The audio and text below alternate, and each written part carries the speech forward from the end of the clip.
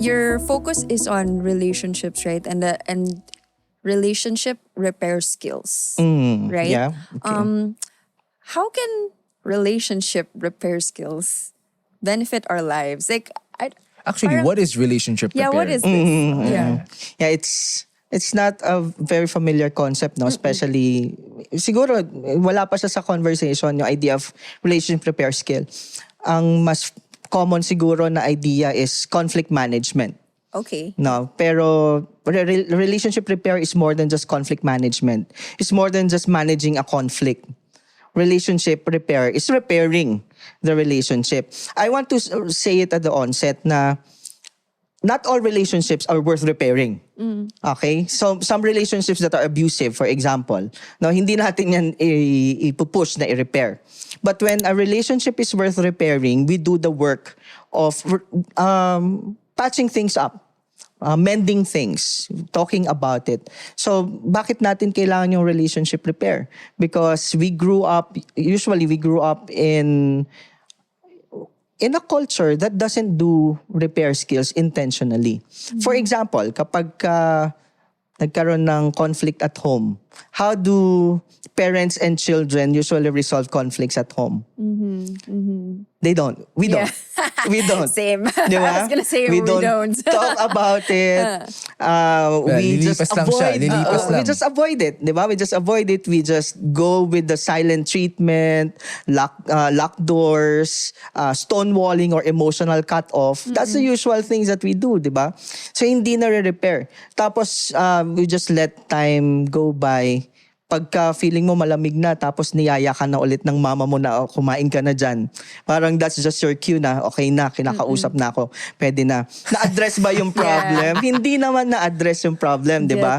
The problem will only arise in the next conflict or in the next scenario na ganyan ka talaga palagi, di ba? Or ito na talaga, ganyan na talaga. Mom.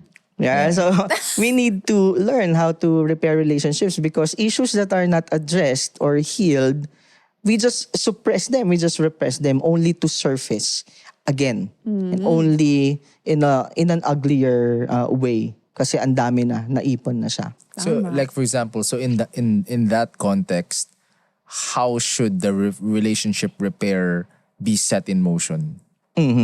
Yeah. Yung ganun. Kunwari, may conflict ka with your parents, anong gagawin dapat? Oh, it starts with the self, of course, no? Sa sarili muna natin. It starts with an awareness of my own issues, my own contribution to the problem, or my own wounds. It starts with knowing my own issues, my own triggers.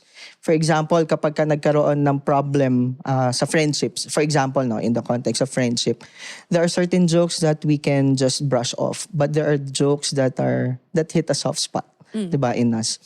Kapag ka hindi ako aware sa mga triggers ko, kapag ka hindi ako aware doon sa mga pet peeves ko and bakit sila pet peeves sa akin, I will just be a ticking time bomb waiting to be triggered again and again and again. So kapag ka nasasaktan ako, for example, if my mother offends me, or if my brother offends me, or a friend offends me, the first person that I need to ask is myself. And the question I need to ask myself is, what hurt me? Why was I hurt? Anong value system ko yung na-offend? Or anong belief ko yung na-offend? Or ano yung naging wound in the way that I look at myself, in my self-worth, in my self-image, or my self-concept that made me feel the pain of what was done to me. So doon muna an understanding of myself. Dahil iba-iba yan eh. Kapag hindi ako aware and I confront the person, Yeah. 'di ba? Hindi lang din siya manggagaling sa healthy place of understanding. Magiging confrontation instead of clarity or clarification. Nice. I like that. Parang that to me is like super concrete and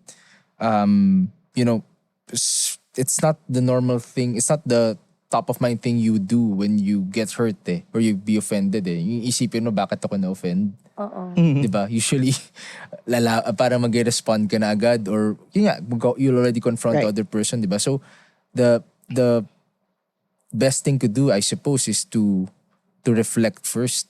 That's right. Give your home Wi-Fi connection a boost when you avail of Fiber Plus Plan 1899. That is powered by internet speeds of up to 200 Mbps and comes with 2 Wi-Fi mesh units plus more exciting promos and giveaways monthly. Just visit pldthome.com/fiber-upgrade for more details. Hi, I'm Jello de los Reyes. Make sure to like and share this video. And don't forget to follow PLDT Home on its social media accounts.